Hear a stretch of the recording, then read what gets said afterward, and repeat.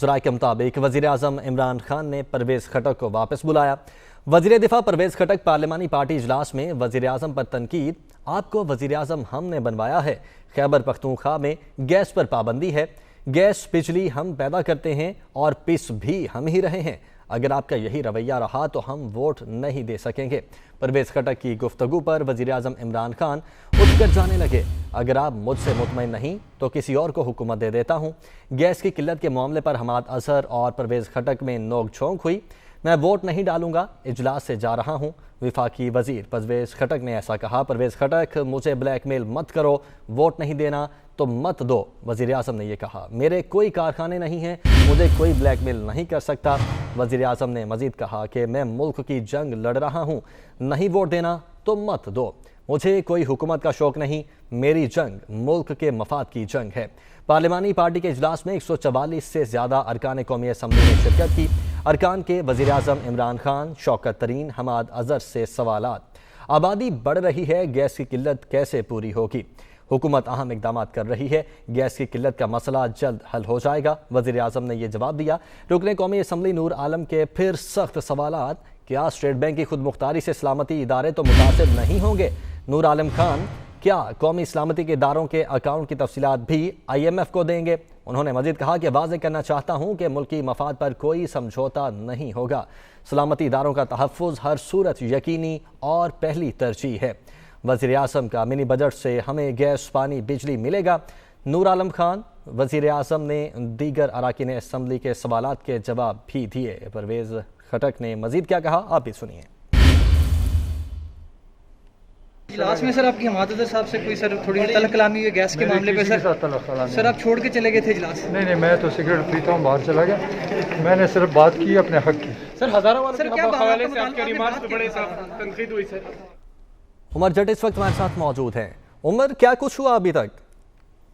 جی، وزیر اعظم عمران خان کی زیر صدارت جو پارلیمانی پارٹی کا اجلاس ہوا، اس اجلاس میں آج نہ صرف ارکان جو PTI کے ارکان ہیں بلکہ جو وزیر اعظم کی کیبنٹ کے لوگ ہیں انہوں نے بھی سخت سوالات کیے۔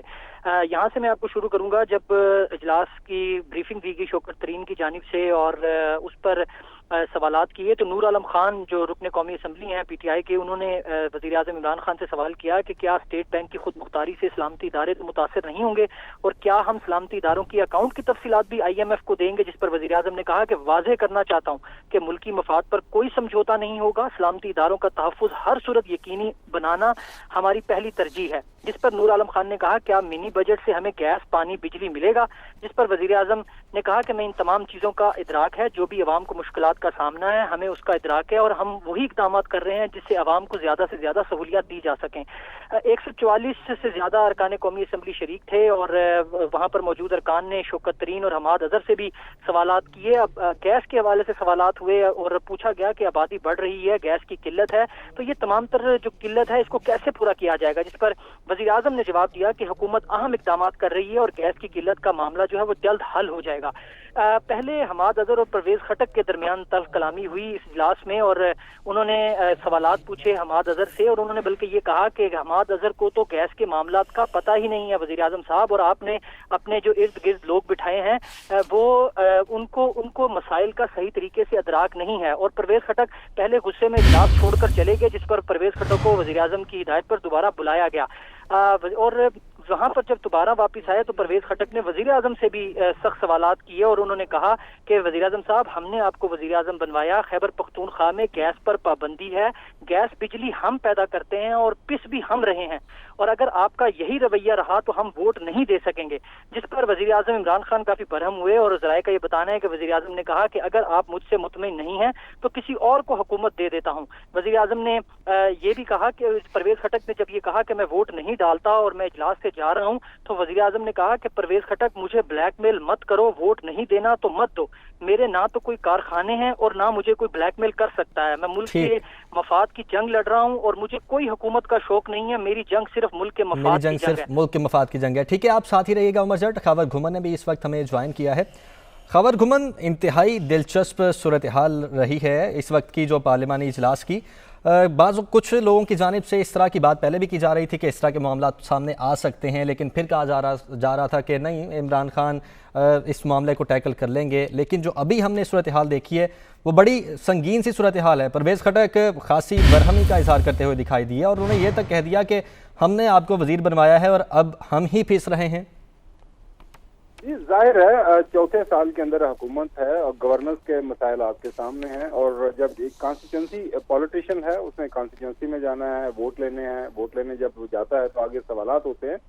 तो हम पिछले जो देख रहे हैं कई महीनों से मसाइल तो काफ़ी ज़्यादा है, ख़ासतौर पर जिस तरह ये गैस का मसला सामने पेश किया गया कि उसके ऊपर काफ़ी ज़्यादा डिलेज हुए, हुकूमत को टाइम पे ऑर्डर देने चाहिए थे, ऑर्डर्स नहीं है।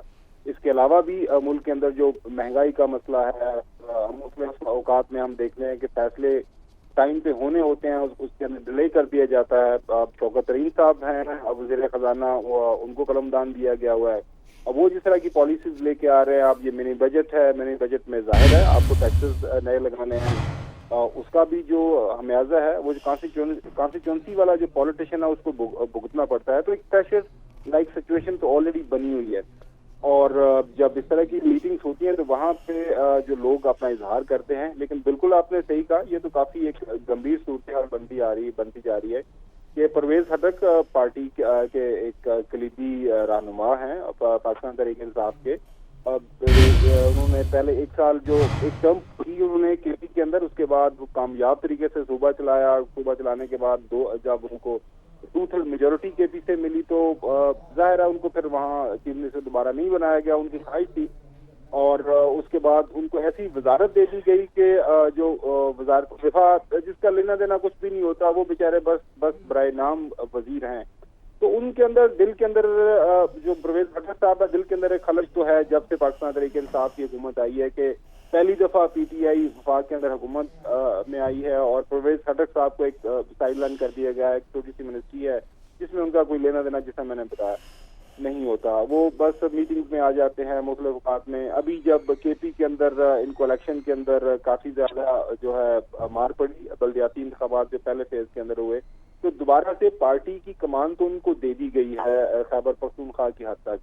लेकिन आज जब ये मसला वहाँ पे अंदरून पार्लिमानी कमेटी की मीटिंग हुई, वहाँ पे सख्त सवाल जवाब हुए और हमने देखा कि इमरान खान साहब अपने जो वज़रा की साइड ले रहे थे, खासतौर पर जो है हमाद अजहर की साइड ले रहे थे गैस के क्राइसिस के ऊपर, उसके ऊपर से जाहिर है प्राइम मिनिस्टर साहब का अपना तरीक़ाकार है रिएक्ट करने का। और हम जब से ये हुकूमत आई है इस तरह के रिएक्शन हमने मुख्तलिफ औकात में देखे, बिल्कुल इस तरह के रिएक्शन भी देखे हैं। खबर घुमन, इस वक्त हमें हबीब अकरम साहब ने ज्वाइन किया है।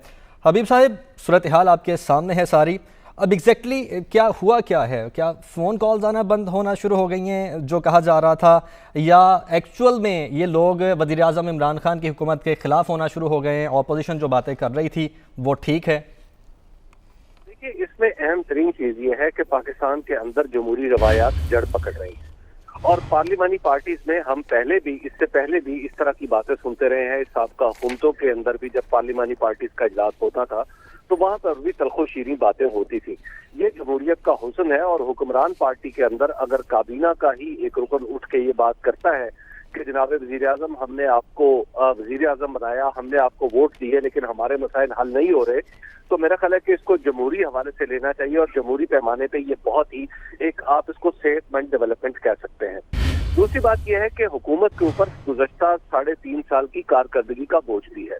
हुकूमत बहुत सारे फ्रंट्स के ऊपर बड़ी बड़ी बातें करने के बावजूद अपनी कारकर्दगी नहीं मनवा सकी, और न सिर्फ ये दूसरे लोग कह रहे हैं बल्कि हुकूमत के अंदर भी ये आवाजें काफी देर से उठ रही थी। और अब सीनियर तरीन सतह पर यानी परवेज़ खटक का ये कहना कि जनाब हमारी कारकर्दगी ठीक नहीं, हम लोगों को किस तरह जवाब देंगे, तो ये पार्टी के अंदर खुद एहतसाबी का एक अमल है।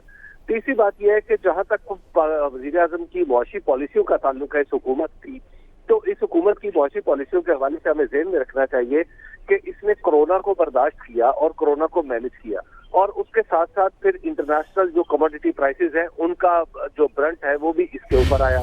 और तीसरी बात यह है कि पाकिस्तान के अंदर अगरचे मजबूरी में ही सही, लेकिन जो स्ट्रक्चरल इस्लाहात हो रही हैं उनकी बाकायदा तौर पर उनकी मुज़ाहमत होगी। हम इस तरह की मुज़ाहमत पहले भी देखते रहे हैं और देखते ये रहे हैं कि वज़ीर आज़म اپنی مجبوری کی وجہ سے یا حکومتیں اپنی مجبوری کی وجہ سے وہ اسٹرکچرل اصلاحات نہیں کر سکی. اب جو ہے وہ اسٹرکچرل اصلاحات ہو رہی ہیں. پاکستان میں یہ جو ٹیکسیشن کا سسٹم ہے جس میں ایک آپ ایس آر او جاری کر کے کسی دوست کو رعایت دے دیتے ہیں اور کسی دوسرے کے اوپر زیادہ ٹیکس لگا دیتے ہیں, تو اب یہ سسٹم ختم ہونے جا رہا ہے. اسٹیٹ بینک کی کو آزادی ملنے جا رہی ہے. اب حکومت یہ اختیار اپنا رضاکارانہ طور پر یا آئی ایم ایف کے کہنے پر چھوڑ رہی ہے کہ ہم نوٹ نہیں چھاپیں گے.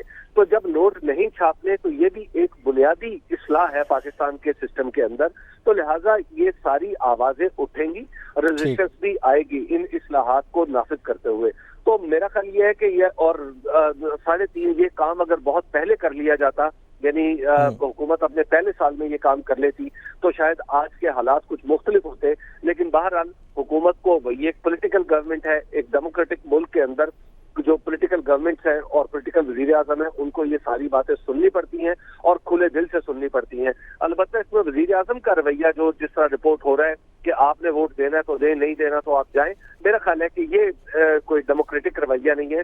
وزیر اعظم کو اپنے اراکین اسمبلی کی بات سننی چاہیے اور پھر کھلے دل سے اس کو برداشت بھی کرنا چاہیے اور پھر ان کے جواب دینے کی کوشش کرنی چاہیے. انہیں ایک لیڈر بننا ہے. انہیں عمران خان کا درجہ یہ نہیں ہے کہ وہ پرویز خٹک کو اس طرح کے سخت جوابات دیں, لیکن انہیں مطمئن کرنا ہے اپنی پارٹی کو. تو اس میں ہمیں غیر معمولی چیزیں نہیں ڈھونڈنی چاہیے. البتہ لاسٹ میں عرض کروں گا کہ پاکستان کے اندر چونکہ حکومتوں کے بارے میں چوتھے سال ایک آسیب طاری ہو جاتا ہے اور اس میں مختلف باتیں شروع ہو جاتی ہیں کہ اب حکومت ایسے جائے گی اور حکومت ویسے جائے گی, تو لہذا ان باتوں کے کانٹیکسٹ میں جب وزیر دفاع کی گفتگو سنیں یا نور عالم کی گفتگو سنیں تو آپ کو لگتا ہے کہ بہت کچھ ہونے جا رہا ہے. لیکن میری انڈرسٹینڈنگ یہ ہے کہ اس کو آپ انٹرنلی ایک ڈیموکریٹک ڈیولپمنٹ کے طور پہ ہی دیکھیں. تو حبیب صاحب, ابھی آپ کو لگتا ہے کہ اس صورتحال کے بعد منی بل پاس ہو جائے گا؟ جی مجھے لگتا ہے. اس کی وجہ یہ ہے کہ جو منی بل ہے اس کے اندر اراکین کے پاس یہ اختیار نہیں ہوتا کہ وہ اس سے وہ اس پر ووٹ نہ کرے اپنی پارٹی کی ہدایت کے مطابق. اگر پارٹی نے ہدایات جاری کی ہیں تو انہیں پھر منی بل پہ ووٹ ڈالنا پڑے گا, بصورت دیگر انہیں اپنی نشست سے محروم ہونا پڑے گا. تو یہ کوئی آپشن کی بات نہیں ہے, پاکستان کے کانسٹیٹیوشن کے تحت یہ مجبوری کی بات ہے, تو لہٰذا انہیں منی بل میں ووٹ ڈالنا پڑے گا. یہ تو ہے اس کا پولیٹیکل آسپیکٹ اور کانسٹیٹیوشنل آسپیکٹ. لیکن دوسری طرف یہ دیکھیں کہ کیا یہ منی بل ضروری ہے پاکستان کے لیے, تو یہ ضروری ہے. اگرچہ پولیٹیکلی اس کو کرنا مشکل ہے, اس کے اثرات کے بارے میں اپوزیشن نے بہت سارے آپ یوں کہیے کہ مس لیڈنگز ہیں کہ جناب اگر ہم اسٹیٹ بینک کو آزاد کر دیں گے, ہمیں یہ نمبر دینا پڑیں گے, ہمیں وہ نمبر دینا پڑیں گے, تو کیوں نہ دیے جائیں. پاکستان ایک ڈیموکریٹک ملک ہے اور ڈیموکریٹک ملک کے تمام نمبر ٹرانسپیرنٹ ہوتے ہیں. کیا ہم نہیں جانتے امریکہ اور برطانیہ میں دفاعی اخراجات کیسے ہوتے ہیں؟ ہمیں سب پتہ ہے. لیکن ہم اپنے اس طرح کے جو سینسٹیو اخراجات ہیں ان کے بارے میں بہت ساری چیزیں ہمیں نہیں پتہ ہوتی, تو ہمیں کیوں نہ پتہ ہو. تو لہٰذا ہمیں اس میں غیر معمولی طور پر کچھ چیزیں ریڈ نہیں کرنی چاہیے. نہ ہی یہ جو بل ہے پاکستان کی جو خدا نخواستہ کچھ تعلیمیت کے خلاف ہے یا پاکستان کی مجبوری کے یا پاکستان کو مجبور کر کے کیا جا رہا ہے. اگرچہ تھوڑا مجبوری کا اس میں تاثر ہے آئی ایم ایف کا, لیکن میں یہ سمجھتا ہوں کہ پاکستان کے لیے یہ بہتر ایک ڈیولپمنٹ ہے. بل ایک بہتر ڈیولپمنٹ ہے. لیکن حبیب اکرم صاحب, ہم نے دیکھا عثمان بزدار صاحب کے عشائیے میں کوئی 30 سے زائد ارکان نہیں آئے. ان کی لسٹ بھی وزیر اعظم عمران خان کو بھیجی گئی ہے, اور ابھی جو صورتحال ہوئی اس سب کے باوجود لگ نہیں رہا کہ اب جو حالات ہیں وہ وزیر اعظم کے فیور میں جا رہے ہیں. دیکھیے 3.5 سال بعد جب گزر چکے ہوتے ہیں تو وزیر اعظم کی فیور میں حالات نہیں رہتے. اس کی وجہ یہ ہے کہ وزیر اعظم کو اپنے تمام تر کیے ہوئی چیزوں کا جواب دینا پڑتا ہے. تو اب اگر جواب مانگا جا رہا ہے اور وزیر اعظم اس کا برا منا رہے ہیں یا ان کے لفظوں سے ایسے لگ رہا ہے کہ وہ برا منا رہے ہیں, تو میرا خیال ہے کہ یہ کوئی مناسب بات نہیں. وزیر اعظم کا رویہ سب سے زیادہ ڈیموکریٹک ہونا چاہیے, اور یہ ایک مشکل وقت ہے حکومت کے اوپر. لیکن میں آپ کو یہ بتا دوں کہ اگر آج یہ بل منظور یعنی یہ بل اگر منظور نہیں ہوتا تو آئندہ فرض کیا کہ ورسٹ کیس سینیریو یہ ہے کہ یہ حکومت نہیں رہے گی, تو پھر اگلی حکومت کو یہ بل پاس کرنا پڑے گا.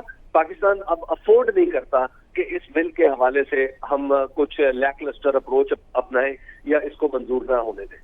تو آپ کو لگتا ہے کہ اپوزیشن اب اس صورتحال کے بعد مزید مضبوط ہو رہی ہے, چونکہ جیسے کہ آپ کو پتہ ہے کہ لندن سے اشارہ بھی ملا ہے کہ جو بھی کرنا پڑے, چاہے تحریک عدم اعتماد لے کے آنی پڑے یا جو بھی کریں, اس سال میں حکومت جانی چاہیے؟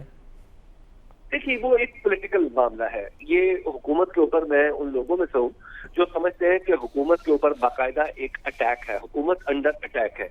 ये हुकूमत पहली बार 2019 में अंडर अटैक आई थी, उस वक्त भी बिल्कुल इसी तरह की एक सीरियस थ्रेट हुकूमत के लिए पैदा हो गई थी कि इंटरनली यानी हुकूमत के खिलाफ अदम एतमाद पेश करके किसी दूसरी पार्टी को हुकूमत दे दी जाए।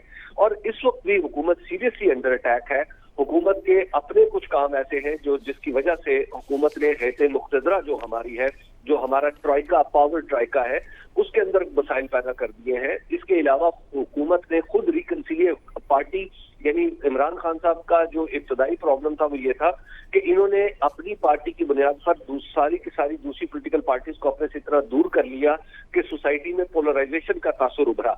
और अब जो चीजें सामने नजर आ रही हैं वो ये है कि इनकी पार्टी के अंदर भी रिकंसिलिएशन की जरूरत है। उसकी वजह यह है कि परवेज खटक जब ये बात कर रहे हैं तो उन्हें नजर आ रहा है कि उन्होंने आइंदा कुछ अरसे में इलेक्शन लड़ना है।